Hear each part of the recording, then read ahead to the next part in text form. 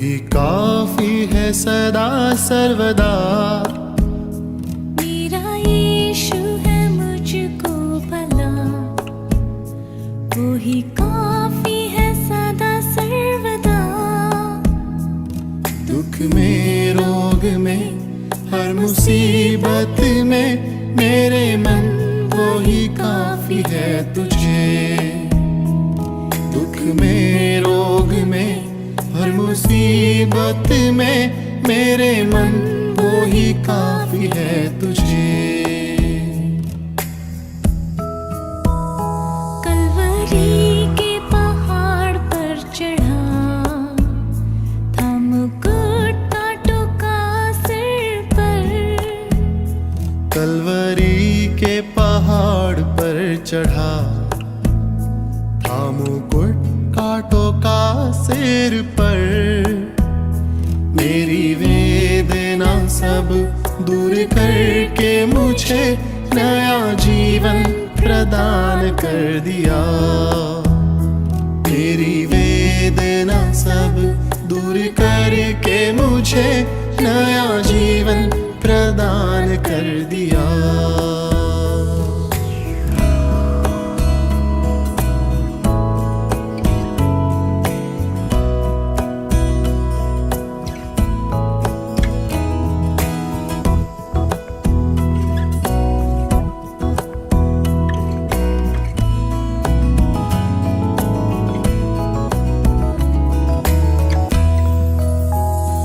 वो ही आदि वो ही अंत है, दिव्य प्रेम का वही स्रोत है।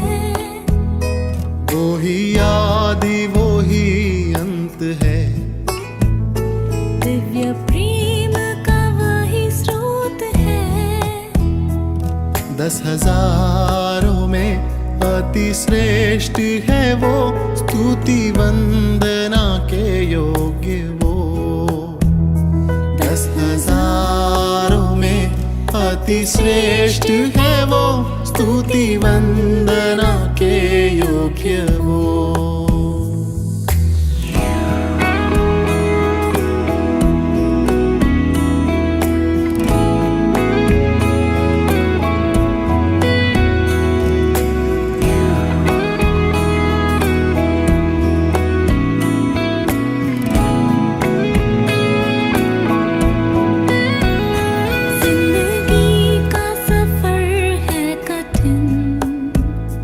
आते हैं अवरोध पल छिन्न। जिंदगी का सफर है कठिन। आते हैं अवरोध पल छिन्न। दिन में मेघ स्तंभ, रात्रि अग्नि स्तंभ बन के राह चलाएगा मुझे। दिन में मेघ स्तंभ, रात्रि अग्नि स्तंभ बन के राह चलाएगा मुझे। मेरे दुखों का होगा दमन, आंसू पूछेगा जो आँखों की नम। मेरे दुखों का होगा दमन, आंसू पूछेगा जो आँखों की नम। राजा बन के जब बादलों पर आएगा, मैं भी उड़ उसके संग जाऊंगा। राजा बन के जब बादलों पर आएगा, मैं भी उड़ उसके संग जाऊंगा। मेरा यीशु है मुझको भला, वो ही काफी है सदा सर्वदा। मेरा यीशु है मुझको भला, वो ही काफी है सदा सर्वदा।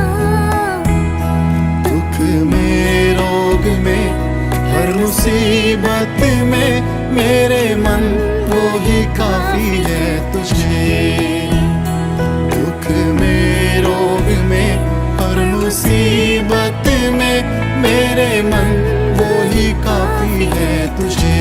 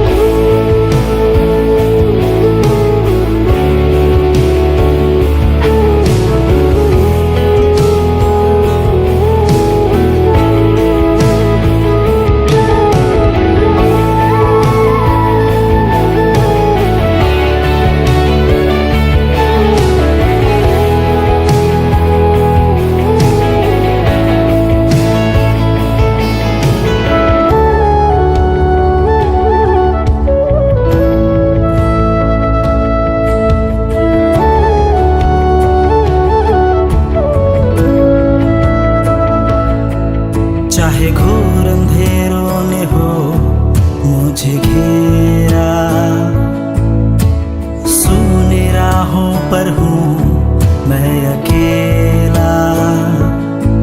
चाहे घोर अंधेरों ने हो मुझे घेरा, सूनी राहों पर हूँ मैं अकेला। मैं ना डरूंगा, मैं ना डरूंगा, तू मेरा बल, तू मेरी ढाल, यीशु तू ही मेरी चट्टान। आंधी हो या हो तूफान, यीशु मेरा सर्वशक्तिमान।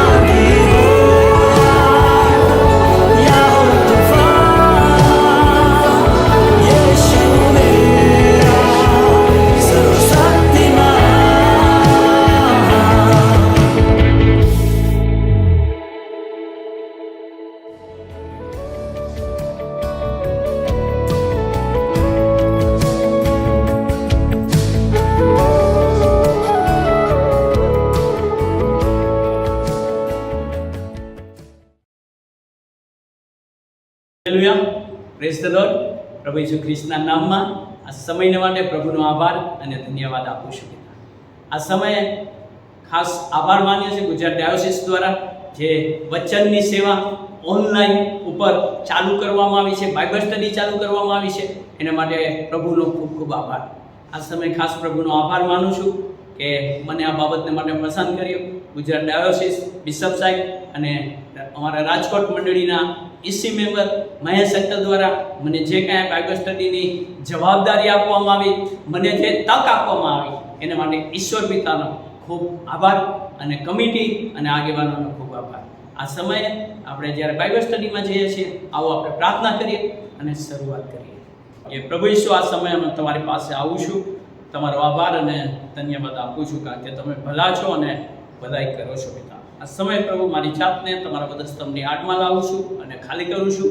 પવિત્ર આત્મા દેવ, તમે સહાય કરો, તમે મદદ કરો ને પ્રભુ તમે મહિમાવાન થાઓ, મારી પ્રાર્થનાની વિનંતી છે. તમે પ્રભુ પવિત્ર આત્મા દેવ મને શબ્દ પૂરા પાડો અને કૃપા આપો, પ્રભુ ઈસુના નામમાં, આમેન.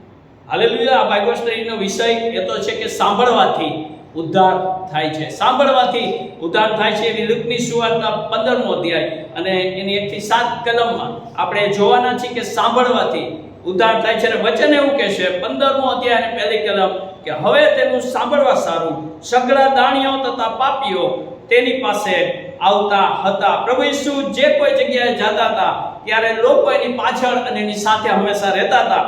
પણ અહીંયા એક સ્પેસિફિક બાબત લખવામાં આવી છે ને તો એ છે કે દાણીઓ અને પાપીઓ તેની પાસે આવતા હતા. દાણીઓ અને પાપીઓ પ્રભુ ઈસુ પાસે આવતા હતા, એમની પાસે બેસતા હતા અને એનું સાંભળતા હતા. અને આપણે બીજે જોઈ રેફરન્સમાં માર્કની સુવાર્તાના 2 અધ્યાયની 15મી કલમમાં કે પ્રભુ ઈસુ કહે છે કે દાણીઓ અને પાપીઓ સાથે જમતા હતા, એમની સાથે ભોજન પણ કરતા હતા. અને આ વિશે ઘણીવાર બીજા લોકો ખૂબ ચર્ચા કરતા હતા, પ્રભુ ઈસુ વિરુદ્ધ પણ બોલતા હતા. પણ મારો અને તમારો પ્રભુ હંમેશા પાપીઓની સાથે બેસે છે અને એનું સાંભળે છે. બીજી કલમ એવું કહે છે કે ફરસીઓ તથા શાસ્ત્રીઓએ બંને કચકચ કરીને કહ્યું કે આ માણસ પાપીઓનો અંગીકાર કરે છે અને તેઓની સાથે ખાય છે. પાપીઓનો અંગીકાર કરે છે અને તેઓની સાથે ખાય છે. પણ વચન તો એવું કહે છે કે પ્રભુ ઈસુ ખ્રિસ્ત પાપનો નાશ કરવા માટે આવ્યા હતા, પાપીઓનો નહીં. પાપીઓને તો પ્રભુ ઈસુ ઉદ્ધાર આપવાને માટે આવ્યા હતા. અને એટલે જ આ જ્યારે આપણે 15મા અધ્યાયમાં જોઈએ છીએ તો પ્રભુ ઈસુ કહે છે કે પાપીઓ અને દાણીઓ સાથે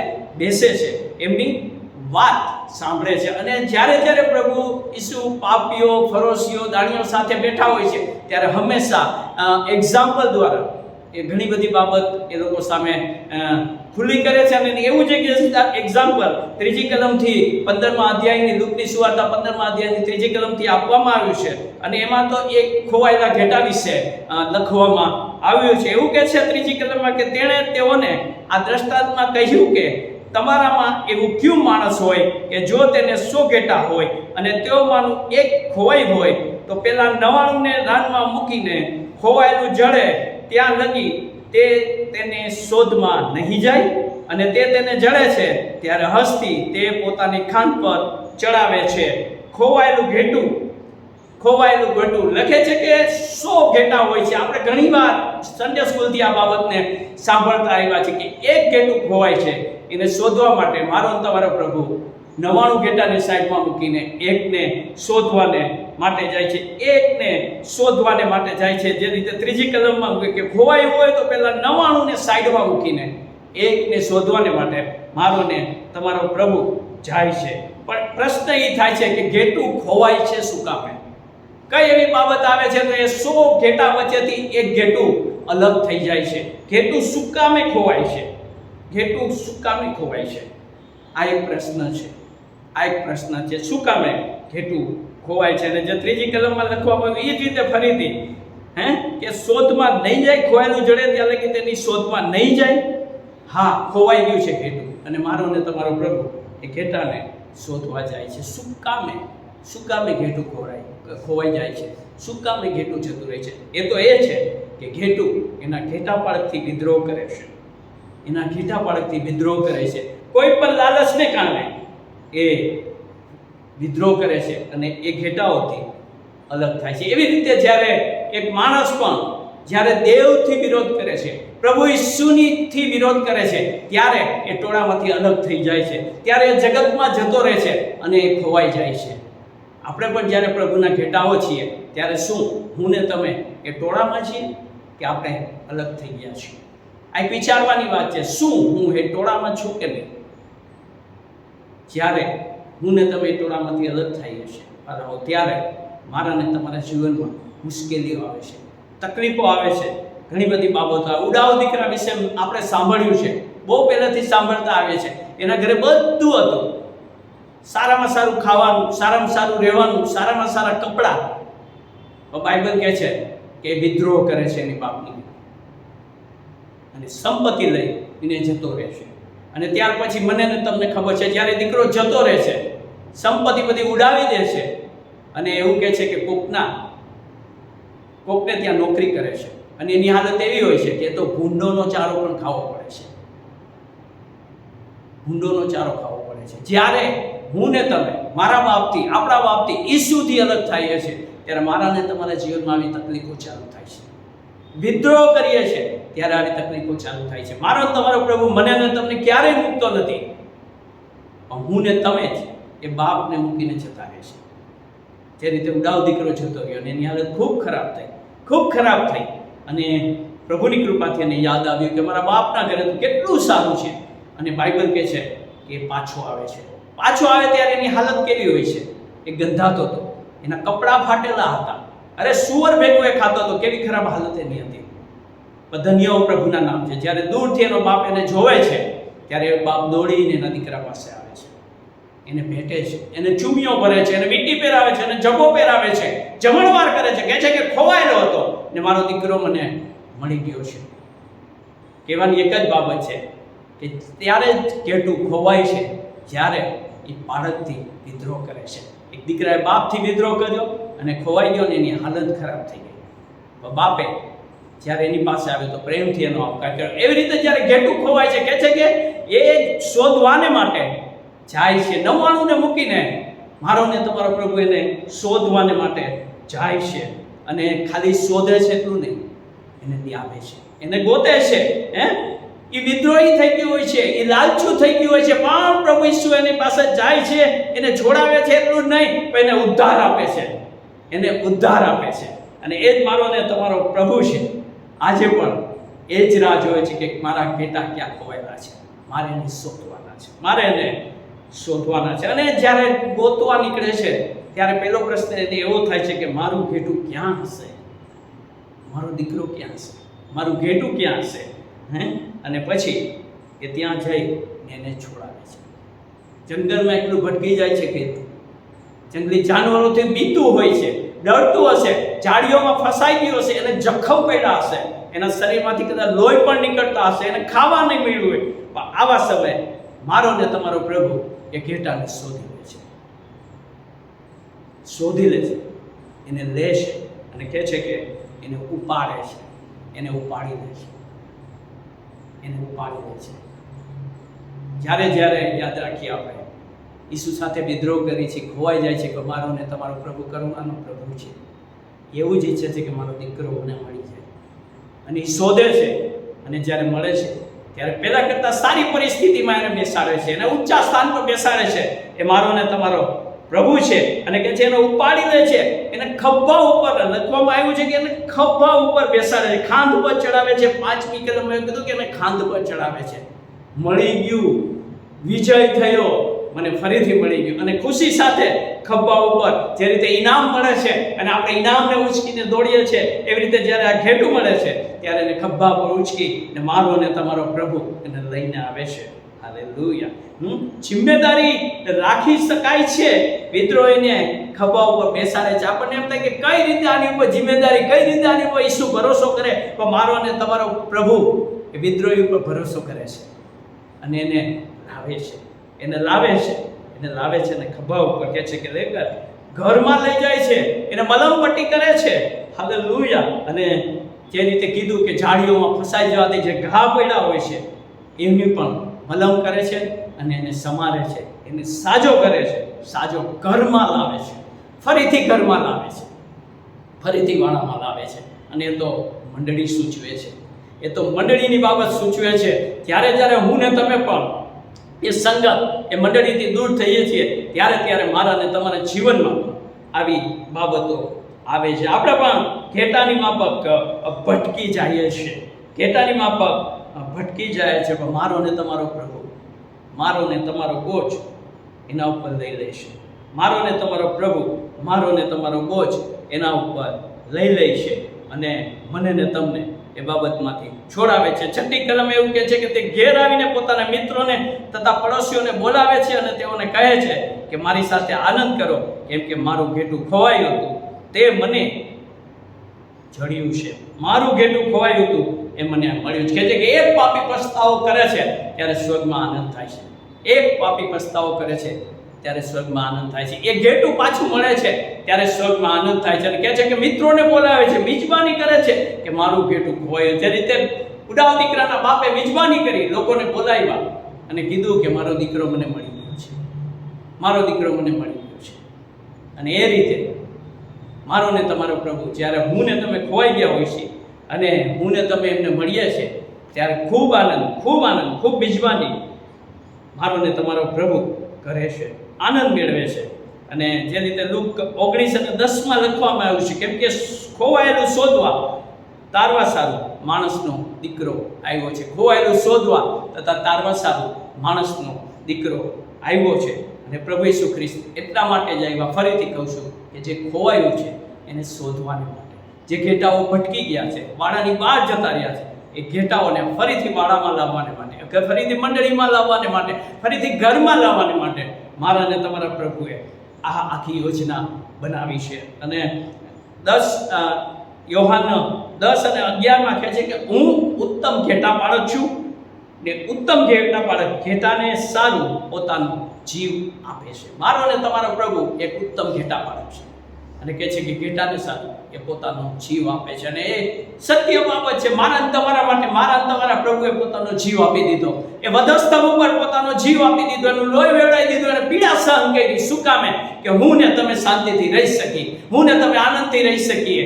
એટલા માટે એ ઉત્તમ ઘેટા પાળકે મારા અને તમારા માટે એનું લોહી વેવડાવી દીધું. એટલા માટે એ ઉત્તમ ઘેટા પાળક છે, ઉત્તમ ઘેટા પાળક છે, જે મારા અને તમારા માટે આ પૃથ્વી પર આવ્યા, મને ને તમને બચાવવાને માટે આ પૃથ્વી પર આવ્યા અને મને ને તમને જીવન મળે માટે પોતાનું જીવન એને આપી દીધું. અને બીજી એક બાબત કે પ્રભુ ઈસુ ખ્રિસ્ત જે રીતે આપણે જોયું કે ઘેટાને શોધવા જાય છે, એને ગોતે છે, એને ખભે બેસાડીને લાવે છે, એને ઘરે લાવે છે, એને મલમપટ્ટી કરે છે, એને ફરીથી સાજુ કરે છે. મારો તમારો પ્રભુ જે વચન કે છે માર્ક 10:45 કેમ કે માણસનો દીકરો સેવા કરાવવાને નહીં પણ સેવા કરવાને માટે અને ખંડણીને સારું પોતાનો જીવ આપવાને માટે આવ્યો છે. ઘેટાને માટે મારો ને તમારો પ્રભુ આવ્યો છે. અને એ પ્રભુ મને ને તમને એક ઉત્તમ નમૂનો આપે છે અને એ તો છે સેવાનો નમૂનો. સેવા કરાવવાનો નહીં પણ સેવા કરવાનો નમૂનો મારો ને તમારો પ્રભુ મને આપે છે. કારણ કે મારા ને તમારા પ્રભુએ મારા ને તમારા માટે જીવ આપ્યો. સેક્રિફાઈસ, બલિદાન. સેવા એટલે શું? તો કે સેક્રિફાઈસ અને બલિદાન. બલિદાન આપવાથી સેવા થાય છે. બાકી સેવા શબ્દથી કાંઈ નથી થતું. જો ખરા અર્થમાં સેવા કરવી છે તો ઘણી બધી બાબતો મારે ને તમારે મૂકવી પડશે, બલિદાન આપવું પડશે, તો જ હું ને તમે સેવા કરી શકશું. જે રીતે પ્રભુ ઈસુ ઉત્તમ ઘેટા પાળક બની ગયા એમ હું ને તમે પણ પ્રભુ માટે કાંઈક ઉત્તમ કરી શકશું. પણ એની પાછળની એક બાબત છે, મારે ને તમારે બલિદાન આપવું પડશે. મારે ને તમારે બલિદાન આપવું પડશે. એ કદાચ સમયનું હોઈ શકે, એ તમારી શક્તિનું હોય છે, તમારા બળનું હોઈ શકે. કોઈ પણ રીતનું બલિદાન ઈસુ માટે તમારે આપવું જોશે. અને ત્યારે આપીએ છીએ ત્યારે જ મારો ને તમારો ઉત્તમ ઘેટા પાળક સમાન હું ને તમે કંઈક નમૂનો લોકોને આપી શકીએ છીએ. અને 1 કોરિન્થી 6:20 કહે છે કે કેમ કે મૂલ્ય આપીને તમને ખરીદવામાં આવ્યા હતા તો તમારા શરીર વડે દેવને મહિમા આપો. એ ઉત્તમ ઘેટા પાળકે મારા ને તમારા માટે પોતાના શરીરનું મૂલ્ય આપી દીધું. હમણાં જ આપણે ઈસ્ટર ડે અને ગુડ ફ્રાઈડે ઉજવો અને આપણે જાણીએ છીએ કે એ સમયમાં આપણે આ બાબતો શીખ્યા છીએ કે ઈસુ એનું સર્વસ્વ આપી દીધું. એ કહે છે મૂલ્ય આપીને તમને ચૂકવવામાં આવ્યા છે, મૂલ્ય આપીને તમને ખરીદવામાં આવ્યા છે. તો કહે છે કે તમે એને મહિમા આપો. ખોવાઈ ગયા હતા. જો આપણું જીવન જોઈએ જૂનું તો આપણે ખોવાઈ ગયા હતા, પણ મારા અને તમારા પ્રભુએ મને ને તમને મૂલ્ય આપીને ખરીદી લીધા. તો હું ને તમે કેમ એ પ્રભુને મહિમા આપવા માટે ખાલી પ્રભુને પસંદ પડે એવું જીવન કેમ ના જીવી શકીએ? કે છે કે રોમનમાં કહે છે કે તમારા શરીરનું જીવતું પવિત્ર અને દેવને પસંદ પડે એવું અર્પણ કરો, એ તમારી બુદ્ધિપૂર્વકની સેવા છે. આટલું જ પ્રભુ માગે છે, આટલું જ માગે છે. શું હું ને તમે આપવા તૈયાર છીએ? એ છે કે પાપીઓ ઈસુનું સાંભળતા હતા, ફરોશીઓ ઈસુનું સાંભળતા હતા, અને કે છે સાંભળવા. શું આપણે ઈસુનું યોહાન 10:27 અવાજ સાંભળે છે? તો શું હું ને તમે ઈસુના ઘેટા છીએ કે નહીં? જો ઈસુના ઘેટા હશું તો આપણે ચોક્કસ એનો અવાજ સાંભળીશું. પાપીઓ સાંભળતા હતા તો આપણે કેમ ના સાંભળીએ? કેમ ના સાંભળીએ? ઘેટા બાળક અવાજ કરે છે, પણ આપણા કાન એટલા બંધ થઈ ગયા છે આ જગતમાં કે આપણે એનો ધીરો મીઠો પ્રેમી અવાજ સાંભળી નથી શકતા. પણ આજે ઈસુ એનો અવાજ આજે પણ એવો ને એવો ચાલુ છે. શું આપણે સાંભળીએ છીએ? એક બાબત છે, ઇબ્રાહિમ દાદા વિશે હું ને તમે જાણીએ છીએ. ઇબ્રાહિમ દાદા જ્યારે 75 વર્ષના હતા ત્યારે પહેલી વાર એને દેવનો અવાજ સાંભળ્યો. પહેલી વાર ઇબ્રાહિમ દાદાએ દેવનો અવાજ સાંભળ્યો. ત્યાર પછી આપણે જોઈએ તો ઉત્પત્તિ 17માં 99 વર્ષે ફરીથી દેવે ઇબ્રાહિમ દાદાને દર્શન દીધું. 75 વર્ષે દેવની સાથે ઓળખ થઈ, 99 વર્ષે ફરી દેવ બાપે એને દર્શન દીધું. અને ઉત્પત્તિ 18:11 એવું કહે છે કે ત્યારે તો ઇબ્રાહિમ દાદાના લગ્ન પણ થઈ ગયા હતા, પણ એમને બાળક પણ નહોતું. સારા કહે છે કે સારાને સ્ત્રી પ્રમાણે થવાનું બંધ થઈ ગયું હતું. ઇબ્રાહિમ દાદાની એટલી ઉંમર હતી, એમને કોઈ બાળકો નહોતા. પણ જે માણસે 75 વર્ષે દેવનો અવાજ સાંભળ્યો, એ દેવે ફરી ઇબ્રાહિમ સાથે વાત કરીને એવું કીધું કે હું તને સંતાન આપીશ. ઇબ્રાહિમે એ પણ સાંભળ્યું. ઇબ્રાહિમે એ પણ સાંભળ્યું. જ્યારે 75 વર્ષે કીધું હતું ત્યારે કીધું હતું તું નીકળી જા, તું નીકળી જા. અને ઇબ્રાહિમ દાદા નીકળી ગયા હતા. સાંભળ્યું. સાંભળવાથી ઉદ્ધાર થાય છે. ઇબ્રાહિમ દાદાએ સાંભળ્યું, નીકળી ગયા. 21મા અધ્યાયમાં એવું કહે છે કે એને દીકરો આપે છે 100 વર્ષની ઉંમરે. 100 વર્ષની ઉંમરે વચ્ચેના ગાળામાં જોઈએ તો દેવ એની સાથે વાત કરે છે કે હું તને સંતાન આપીશ. ઇબ્રાહિમ દાદાએ સાંભળ્યું. ઇબ્રાહિમ દાદાએ સાંભળ્યું અને કહે છે કે 100 વર્ષે ઈસાકનો જન્મ થાય છે. સાંભળ્યું. અને 100 વર્ષે કહે છે કે ઈસાકનો જન્મ થાય છે. અને 22મા અધ્યાયમાં ફરીથી એક અવાજ આવે છે. ફરીથી એક અવાજ આવે છે કે તારા દીકરાના એકના એક દીકરાને લઈને મોરિયા પર્વત પર જા, એનું અર્પણ. એ પણ ઇબ્રાહિમ દાદાએ સાંભળ્યું. જે દીકરો દેવે આપ્યો હતો એ દીકરા વિશે દેવ કહે છે કે મારે એનું અર્પણ જોઈશે, તું લઈને આવ. અને બાઇબલ કહે છે કે 2 સેવકો, દીકરો અને ઇબ્રાહિમ દાદા નીકળી પડે છે. એક દીકરાનું બલિદાન દેવા માટે જવાનું હતું. બાળક નહોતું ત્યારે દેવે બાળક આપ્યું, એ પણ સાંભળ્યું. 75 વર્ષે દેવનો અવાજ પણ સાંભળ્યો. 99 વર્ષે દેવનો અવાજ પણ સાંભળ્યું. અને એ પણ સાંભળ્યું કે તારા એકના એક દીકરાને બલિદાન દેવાનું છે, તું લઈને આવ. શું આપણે એવો અવાજ સાંભળી છીએ? ત્યારે કદાચ આપણે વિચારીએ કે આ દેવનો અવાજ નથી, આ દેવનો અવાજ નથી. ભાઈ ઇબ્રાહિમ દાદાએ અવાજ સાંભળ્યો અને ગયા. અને કે જે 3 દિવસ સુધી મજલ કાપીને એ લોકો જતા હતા અને દૂરથી પહાડ દેખાણો. સેવકોને કહે છે કે તમે અહીંયા ઉભા રહ્યો, હું ને દીકરો પણે જઈએ અને ત્યાં અમે ભજન કરીને અમે બંને પાછા આવીશું. બાઇબલમાં એવું લખ્યું કે અમે ભજન કરીને પાછા આવીએ. અરે દીકરાનું તો બલિદાન દેવાનું હતું, હવે તો ઇબ્રાહિમ દાદાને એકલું આવવાનું હતું પહાડ પરથી. ઇબ્રાહિમ દાદા કહે છે કે અમે પણે જઈ ભજન કરીને પાછા આવીએ. દીકરો કહે છે કે બાપા ક્યાં છે? બલિદાનનું ઘેટું તો છે નહીં. અને ઈસાકને બલિના ઉપર સુવડાવવામાં આવે છે, લાકડા સીંચવામાં આવે છે અને ત્યાં અવાજ આવે છે. ફરી અવાજ આવે છે અને ઇબ્રાહિમ દાદા એ સાંભળે છે. હાલેલુયા. એ ફરી અવાજ આવે છે અને ઇબ્રાહિમ દાદા એ અવાજને સાંભળે છે અને કહે છે કે નહીં, જાળીમાં ઘેટું હતું, આ છે બલિદાન માટે તૈયાર, એની પર તારો હાથ ના ઉગામતો. અને ઈસાકનું બલિદાન નથી થતું, પણ એક ઘેટાનું બલિદાન થાય છે. સાંભળવાથી ઉદ્ધાર આવે છે. જો ઇબ્રાહિમ દાદાએ સાંભળ્યું ના હોત, એને કીધું કે બલિદાન દેવા જા, જો ઇબ્રાહિમ દાદાએ આ ખાડા કાન કરી દીધા હોત, ના સાંભળ્યું હોત, તો આવાજ પણ ના સાંભળી શકત કે જાળીમાં ઘેટું છે, આની ઉપર હાથ ન લગાવો. ઇબ્રાહિમ દાદાએ સાંભળ્યું.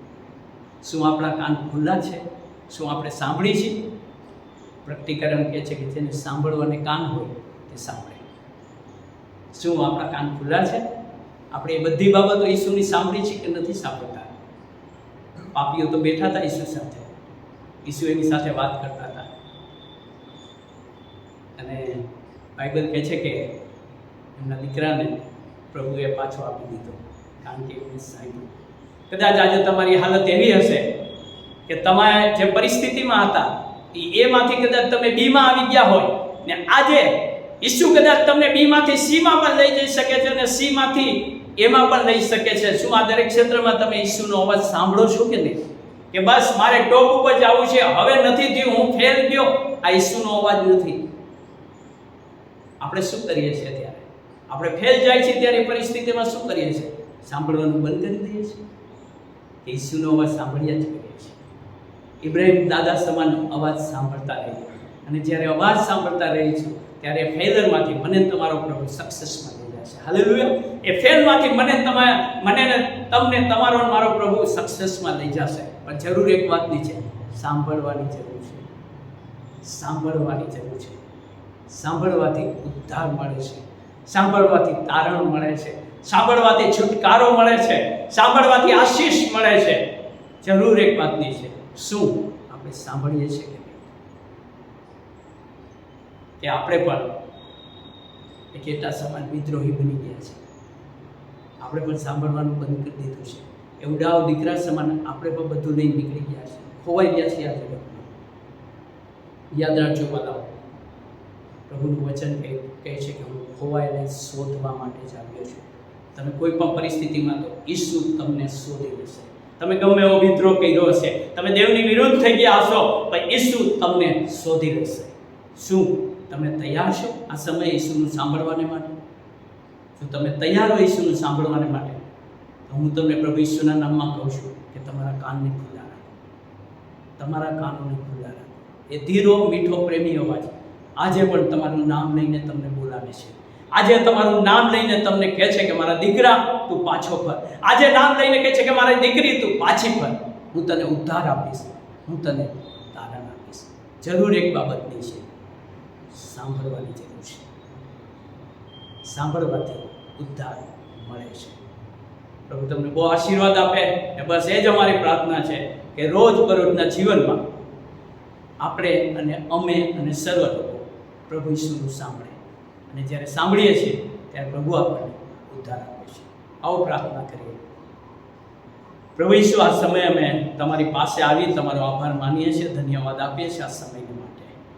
પ્રભુ તમે એટલા માટે આવ્યા કે પ્રભુ દરેક લોકોને ઉદ્ધાર મળે, તારણ મળે, છુટકારો મળે. તો પ્રભુ એક બાબતની જરૂર છે, અમારે તમારો અવાજ સાંભળવાની જરૂર છે. પ્રભુ ઈસુ તમે કૃપા આપો. જે રીતે પાપીઓ દાણીઓ ઈસુ તમારી સાથે બેઠતા હતા ને તમે એની સાથે વાત કરતા હતા ને તમારી વાત એ લોકો સાંભળતા હતા, પ્રભુ એ જ રીતે પ્રભુ અમે પણ તમારી સાથે બેસીએ ને પ્રભુ તમારી વાત સાંભળીએ. કારણ કે ઈસુની વાત સાંભળવાથી ઉદ્ધાર અને છુટકારો મળે છે. પ્રભુ અમે બીજા લોકોની જેમ વિદ્રોહી ના બની, પૈસો તમને પ્રેમ કરનારા બની એવી કૃપા થવા દો. તમારો ખૂબ આભાર. તમને ધન્યવાદ આપતા પ્રાર્થના પ્રભુ ઈસુના નામ. આમીન.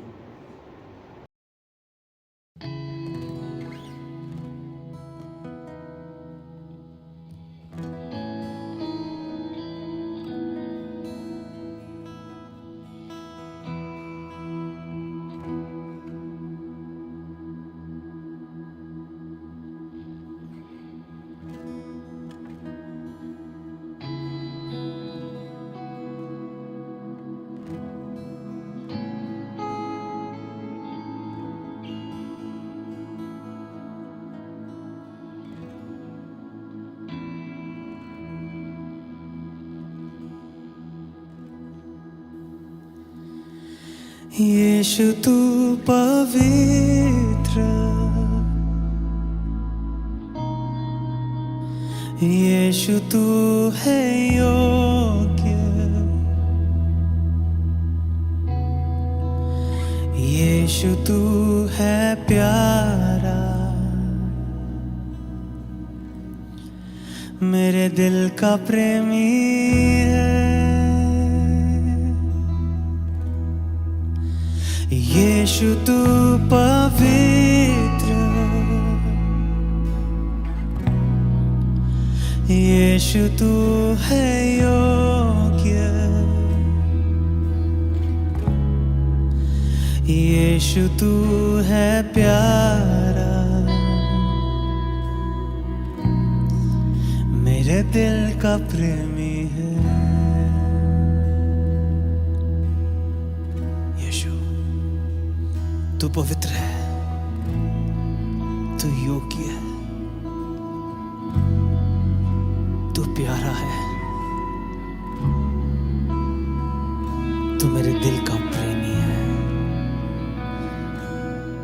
इसलिए मैं तुझे आराधना दूंगा, तेरी भक्ति करूंगा।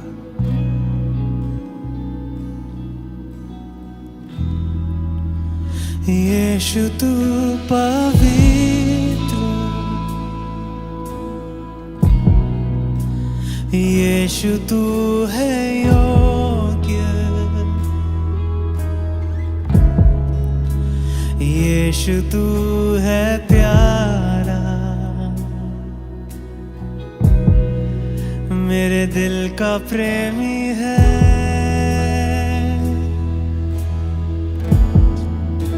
यीशु तू पवित्र,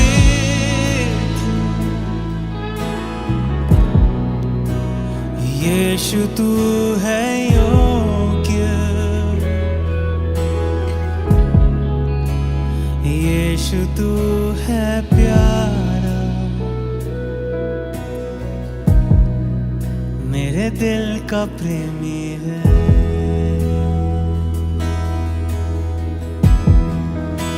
यीशु तू पवित्र,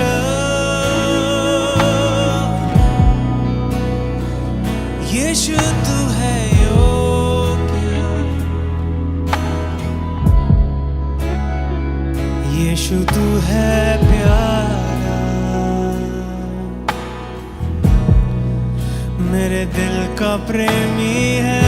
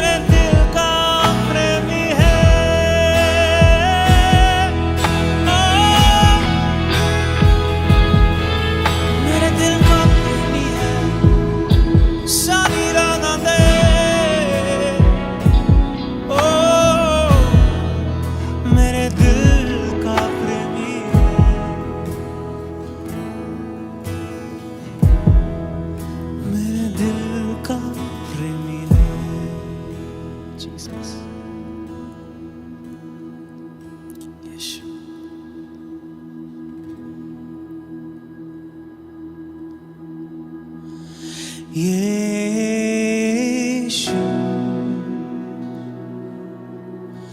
यीशु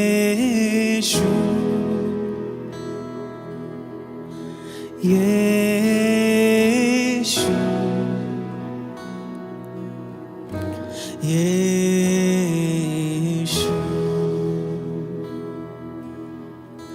यीशु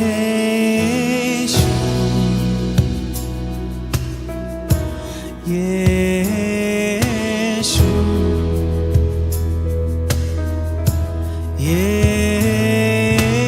यीशु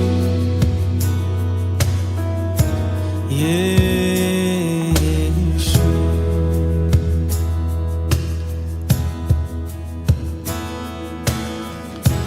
तू है महान, तू है प्रधान, सर्वशक्तिमान,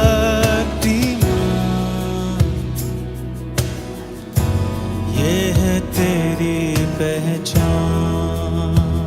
हाँ प्रभु, तू है महान, तू है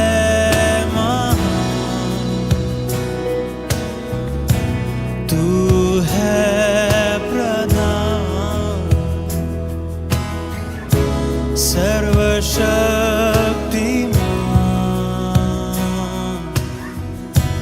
ये है तेरी पहचान। तू है महान,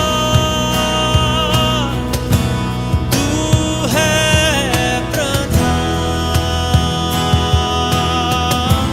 सर्वशक्तिमान, ये है तेरी पहचान।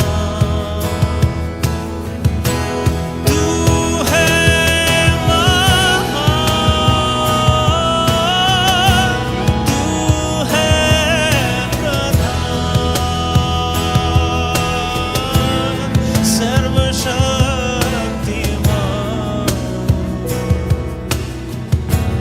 ये है तेरी पहचान।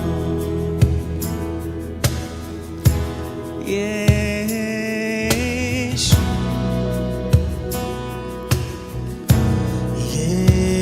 यीशु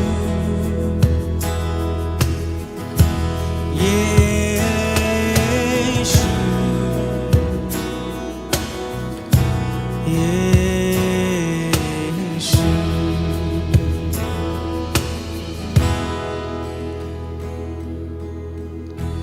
तू है जहां, तेरा प्यार वहां, तेरा प्यार जहां, जीवन वहां। तू है जहां, तेरा प्यार वहां, तेरा प्यार जहां, जीवन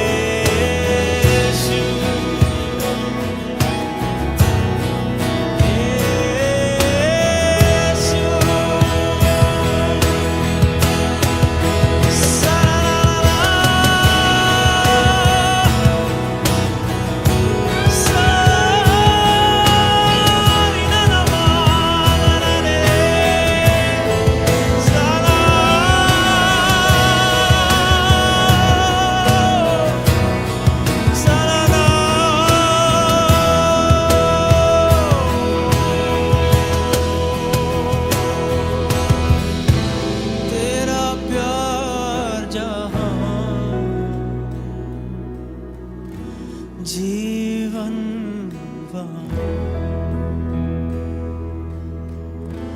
तेरा प्यार जहां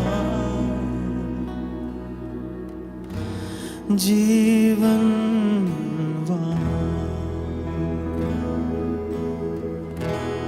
यीशु तू जहां है तेरा प्यार है, तेरा प्यार जहां है वहां जीवन।